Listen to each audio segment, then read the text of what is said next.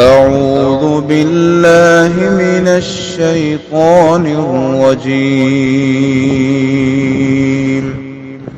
بسم الله الرحمن الرحيم. اسلام کے نام پہ مارز وجود میں آنے والے ملکوں کے حالات دیکھ لو تو اپنی ماں کے ساتھ نکاح کر لیتا ہے.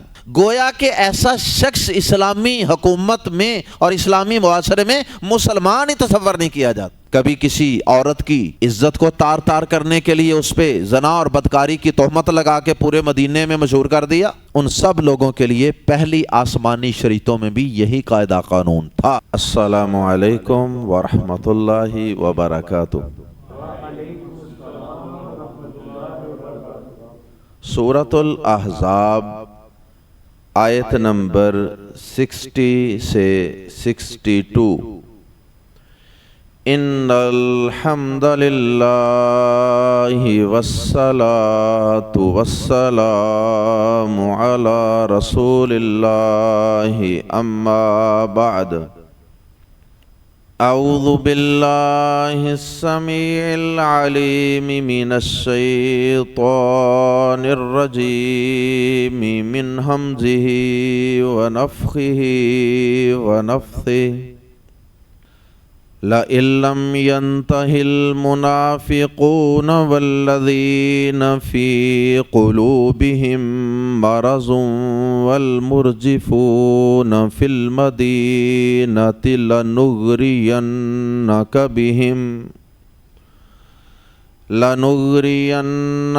بہم ثم لا یجاورونک فیہا الا قلیلا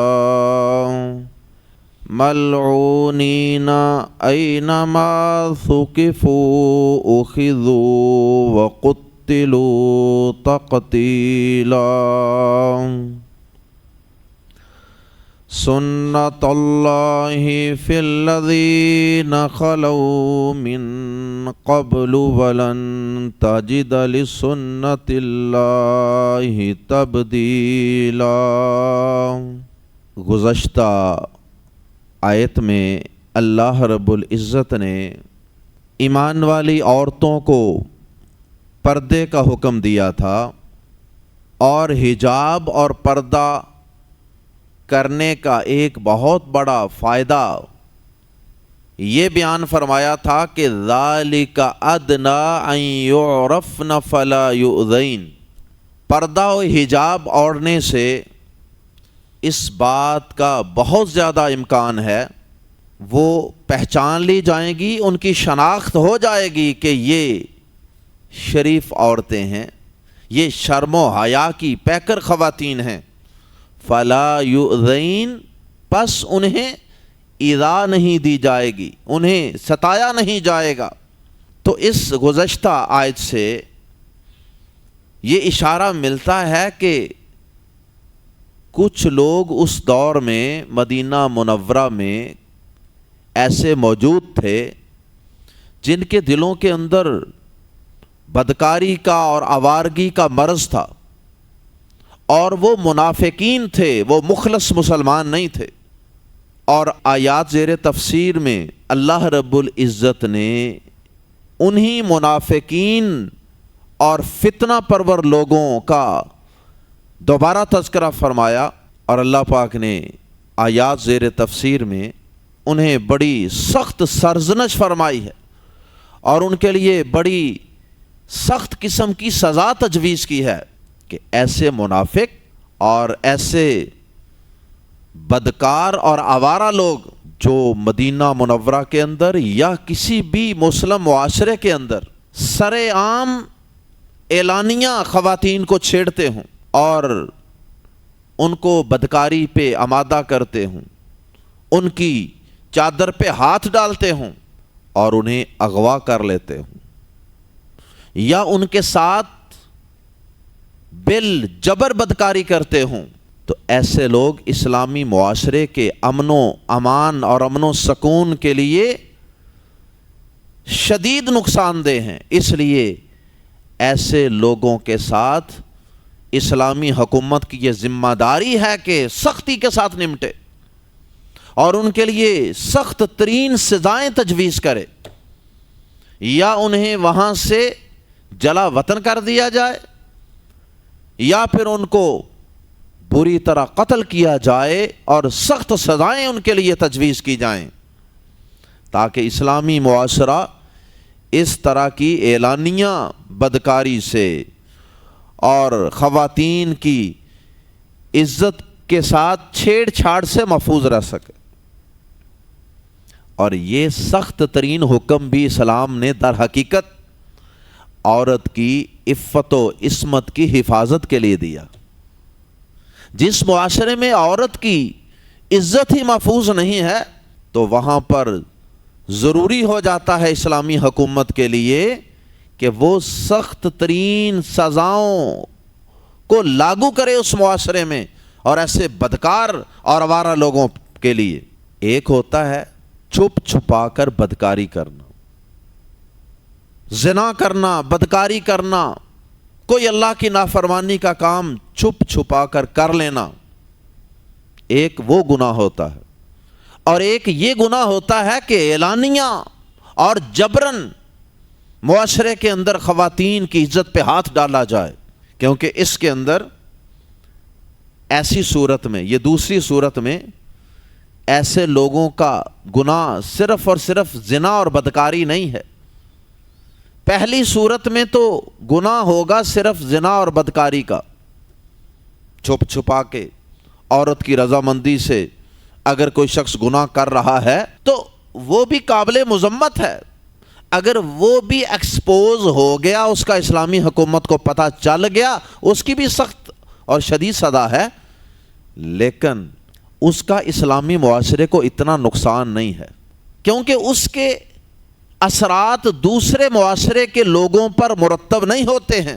لیکن اگر کوئی شخص اعلانیہ بدکاری کرتا ہے، جبراً کسی کو اغوا کر لیتا ہے اور کسی کی چادر پہ، کسی کی شرم و حیا پہ ہاتھ ڈال لیتا ہے، تو اس شخص کے اس عمل کی وجہ سے معاشرے کے اندر خوف و ہراس پھیلے گا، خواتین اپنے آپ کو انسیکیور فیل کریں گی، اور اس کے ساتھ ساتھ ان کی یہ حرکت اور یہ کرتوت فساد فی الارض کے زمرے میں بھی آتی ہے۔ یعنی یہ لوگ صرف زنا اور بدکاری ہی نہیں کریں گے، بلکہ اس کے ساتھ ساتھ وہ فساد فی الارض کے کبیرہ گناہ کے بھی مرتکب ہوں گے۔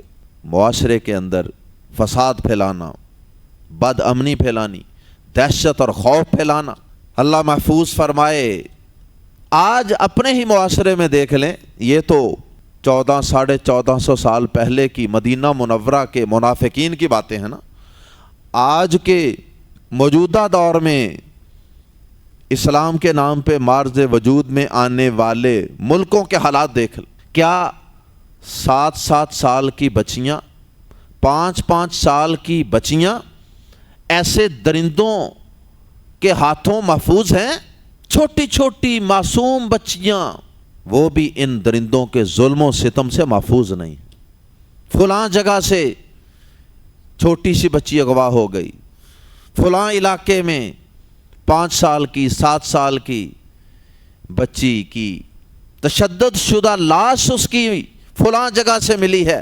اللہ محفوظ فرمائے، جب اتنی چھوٹی چھوٹی معصوم پریاں بھی ان ظالموں اور درندوں کے ظلم سے اور ان کی گندی سوچ سے محفوظ نہیں ہیں، تو پھر واقعی خالق کائنات کا یہ حکم جو آیات زیر تفسیر میں اللہ پاک نے دیا ہے، اور جو سخت ترین سزا اللہ رب العزت نے ایسے لوگوں کے لیے متعین فرمائی ہے، سچی بات ہے اگر ان واقعات کو دیکھا جائے تو پھر یہی سمجھ آتی ہے کہ خالق کائنات نے جو اتنے سخت قانون بنائے ہیں، ایسے ظالموں اور فتنہ پروروں کے لیے وہ قانون واقعی صحیح اور درست ہے۔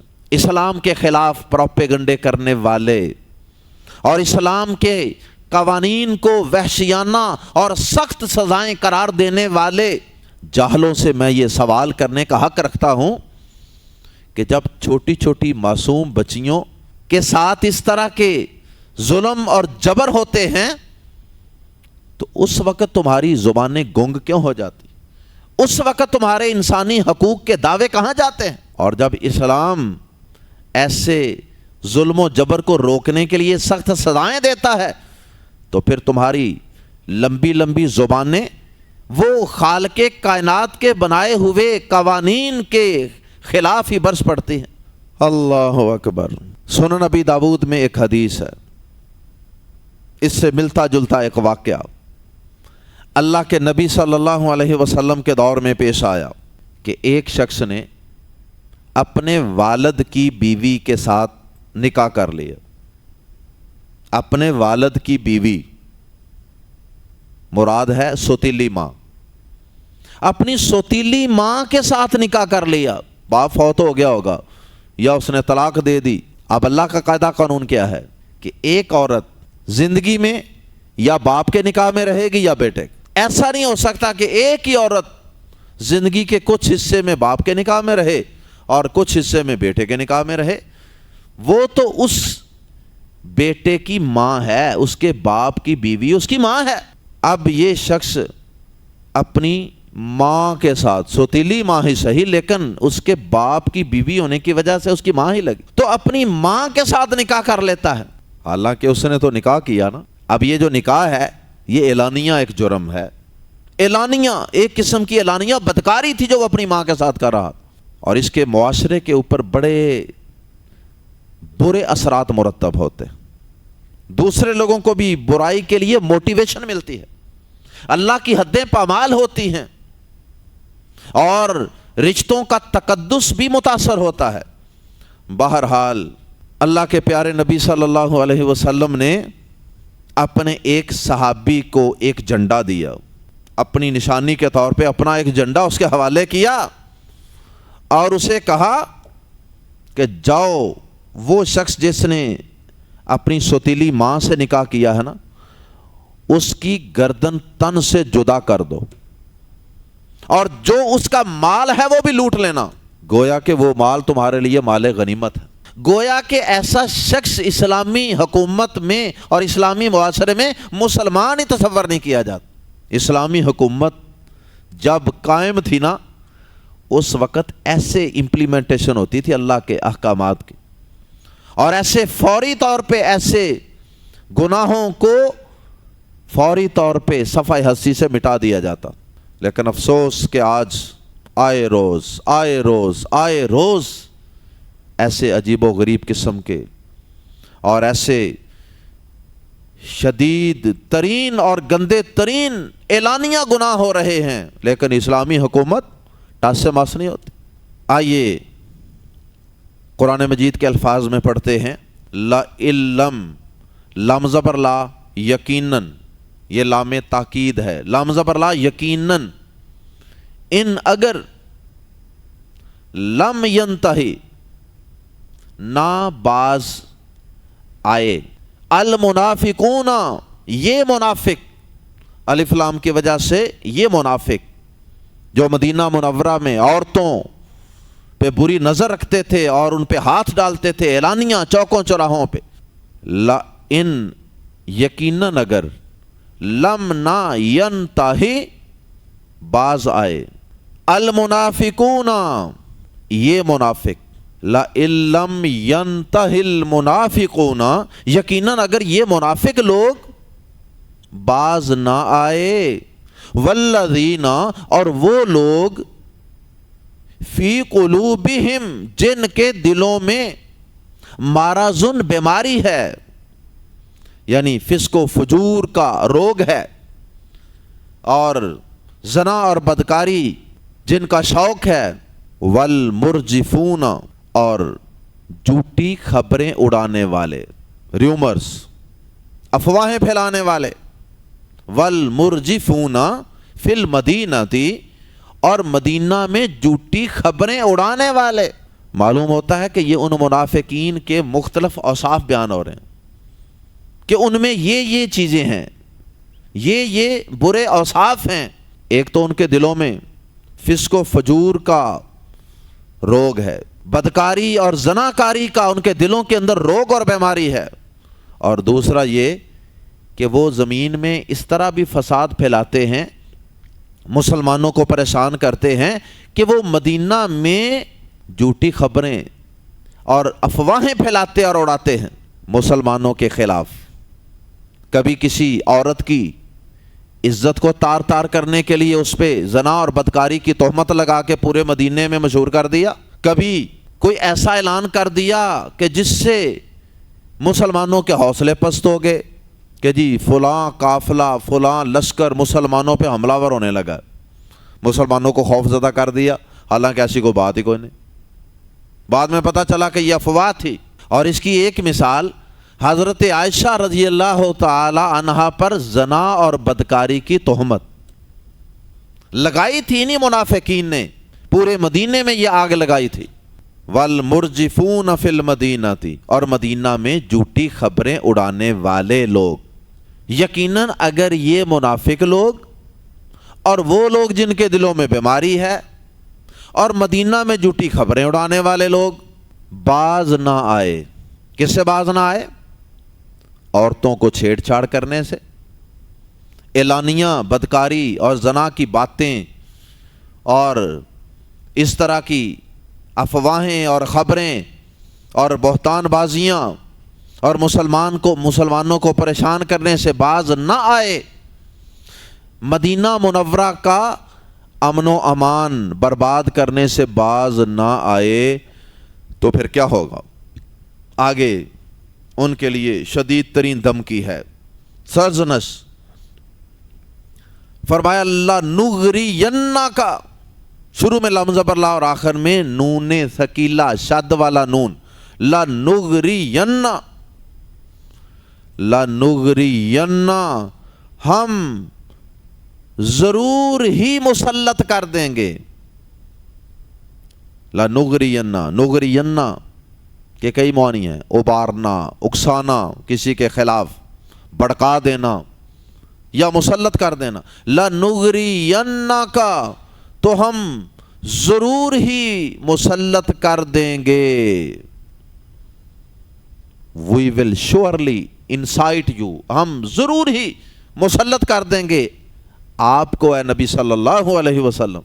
خطاب نبی پاک سے ہے لیکن دھمکی اور سرزنش منافقین کو ہے، تو ہم ضرور ہی مسلط کر دیں گے آپ کو بہم، ان پر، یہ بہم علیہم کے معنی میں سمجھ لیجئے، بہم ان پر، آپ کو ان پر مسلط کر دیں گے، یعنی آپ کو ایسا حکم دیں گے یا آپ کو غلبہ دیں گے اور پھر آپ کو سخت ترین سزائیں ان منافقین کو دینے کے لیے ہم آپ کو حکم دے دیں گے۔ پھر کیا ہوگا؟ یعنی یہ ابھی انہیں وارننگ دی جا رہی ہے۔ ثم پھر لا یجاورون، ثم لا یجاورون، پھر وہ نہیں رہیں گے، لا یجاورون نہیں پڑوس میں رہیں گے، کا آپ کے، جار ہوتا ہے نا پڑوسی، اسی سے ہے لا یجاورون کا، نہیں وہ تیرے ساتھ رہ سکیں گے، تیرے پڑوس میں رہ سکیں گے، یعنی مسلمانوں کے ساتھ وہ مدینہ میں نہیں رہ سکیں گے۔ پہلے تو مسلمانوں کے ساتھ انہی گلیوں میں انہی محلوں میں رہتے تھے نا، تو فرمایا ثم لا یجاورون کا، پھر وہ نہیں پڑوس میں رہیں گے، کا آپ کے، فیہا اس میں، کس میں؟ مدینہ میں، پھر وہ اس مدینہ میں آپ کے پڑوس میں نہیں رہ سکیں گے، الا قلیلا، مگر بہت کم۔ مطلب یہ ہے کہ بس جب ہمارا آرڈر آ جائے گا نا، پھر وہ بس کچھ گھنٹے یا کچھ دن ہی مدینہ میں رہ سکیں گے، اس کے بعد انہیں مدینہ سے جلا وطن کر کے باہر نکال دیا جائے گا۔ ایک تو یہ معنی ہے، اور ایک یہ معنی ہے کہ ان کی زندگی بہت تھوڑی رہ جائے گی۔ اسلامی حکومت کا قانون فوری حرکت میں آئے گا، اور ایسے فساد فی الارض پھیلانے والوں کو، دہشت پھیلانے والوں کو، اسلامی معاشرے کا امن و امان تباہ و برباد کرنے والوں کو فوراً قتل کر دیا جائے گا، اور مدینہ کی زمین کو ان سے پاک کر دیا جائے۔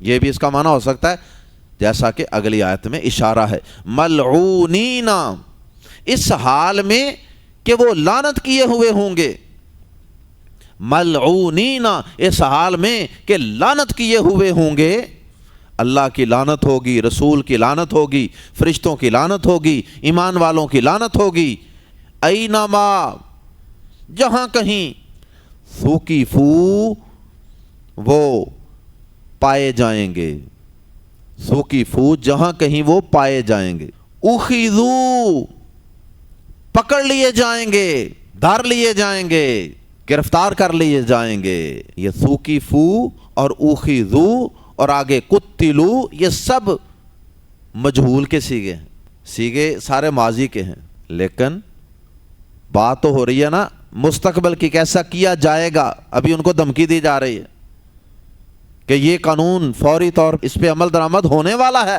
باز آ جاؤ ابھی بھی۔ تو ماضی کے سیغے جب مستقبل کے لیے بولے جاتے ہیں تو اس وقت مقصد کیا ہوتا ہے؟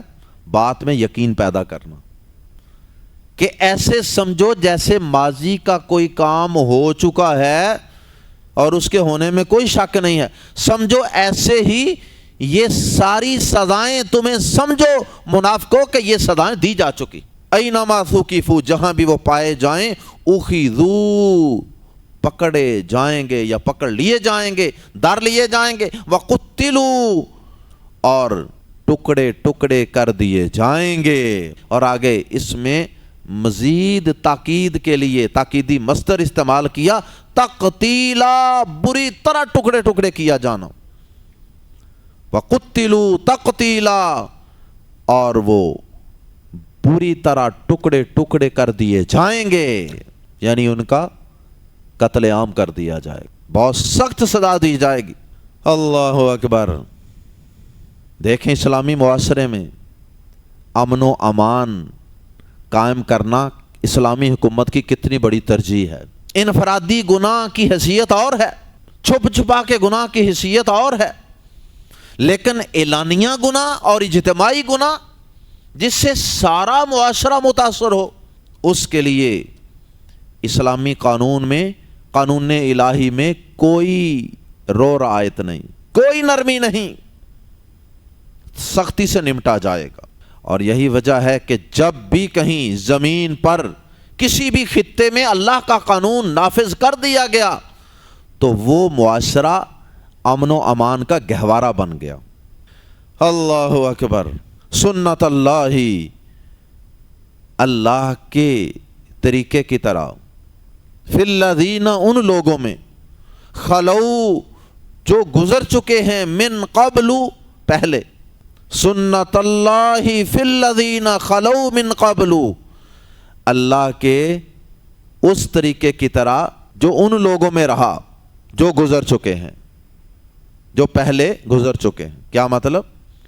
کہ یہ اللہ کا دستور، یہ اللہ کا قانون، یہ اللہ کا قاعدہ، اے نبی پاک صلی اللہ علیہ وسلم، آپ کے معاشرے پر اسی طرح سے اپلائی کیا جائے گا، اس کی امپلیمنٹیشن کی جائے گی جیسے اس سے پہلے ہم، آپ سے پہلے گزرنے والی اقوام اور ان کے پیغمبروں کے ذریعے ان معاشروں پر بھی اللہ کا یہ قانون نافذ کرتے رہے۔ یہ گویا کہ اشارہ ہے، اے نبی پاک صلی اللہ علیہ وسلم، یہ کوئی ہم نے صرف آپ کے دور کے لیے اس کو خاص نہیں رکھا ہوا، بلکہ اس سے پہلے جو نبی گزرے ہیں ان نبیوں کی شریعت میں بھی ہم ایسے ہی سخت قوانین نازل کرتے رہے ہیں معاشروں میں امن و امان قائم کرنے کے لیے۔ اللہ اکبر۔ اور سورہ مائدہ کی آیت نمبر 33 کے اندر بھی ہم ایسے لوگ جو زمین میں فساد پھیلاتے ہیں، دہشت پھیلاتے ہیں، ڈکیتیاں کرتے ہیں اور اعلانیہ اسلامی حکومت کی رٹ کو اور قانون کو چیلنج کرتے ہیں، ان کے متعلق سخت سزا پڑ چکے ہیں کہ دایاں بازو کاٹ دیں اور بائیں ٹانگ کاٹ دیں، یا اس کا الٹ، اور بھی وہاں سخت سزاؤں کا ذکر ہم پڑھ چکے ہیں۔ سنت اللہ فی الذین خلو من قبل، اللہ کے طریقے کی طرح ان لوگوں میں جو پہلے گزرے، ولن تجدا، اور تو ہرگز نہیں پائے گا، لی، کے لیے، سنت اللہ، اللہ کی سنت میں، اللہ کی بھی سنت ہوتی ہے، جس طرح نبی پاک کی سنت ہے ایسے اللہ پاک کا بھی جو قاعدہ قانون مسلسل چلتا رہے اسے اللہ کی سنت کہتے، اللہ کا وے آف اللہ۔ وَلَن تَجِدَ، اور ہرگز نہیں تو پائے گا، لی سنت اللہ، اللہ کے طریقے میں تبدیلا، کوئی تبدیلی، اللہ کے طریقے میں قانون میں تو ہرگز کوئی تبدیلی نہیں پائے گا۔ یعنی پہلی قوموں میں بھی ایسے ہی ہوتا تھا، خوف و ہراس پلانے والے اور عورتوں کو سرے عام تنگ کرنے والے، ان سب لوگوں کے لیے پہلی آسمانی شریعتوں میں بھی یہی قاعدہ قانون تھا، اور آپ کے دین میں بھی اور آپ کی شریعت میں بھی یہی قاعدہ قانون ہے۔ اللہ پاک ہمارے حکمرانوں کو اپنے یہ قاعدے اور قانون معاشرے میں نافذ کرنے کی توفیق عطا فرمائے، تاکہ ہمارا معاشرہ بھی امن و امان کا اور امن و سکون کا گہوارہ بن جائے۔ سبحانک اللہم و بحمدک، اشہد ان لا الہ الا انت، استغفرک و اتوب الیک۔